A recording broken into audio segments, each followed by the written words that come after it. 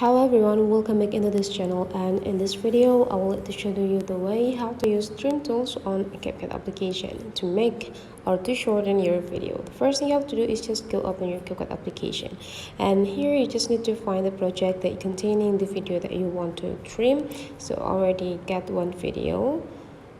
The next thing we need to do is just go take a look on the straight lines, because this is the tools that can control the positions, which part that you want to start to trim, which part that you want to keep the clip, and which part that you want to stop or cut the clip. So here let's just find the spot that I would like to cut. Okay, I will let the video start from here.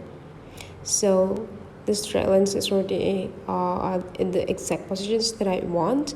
The next thing to use the trim, there will be like two ways to trim the video clip. The first thing you have to do is just go click the clip, and after that you just need to go straight or drag this part into the straight lines part. So drag it into the straight lines point,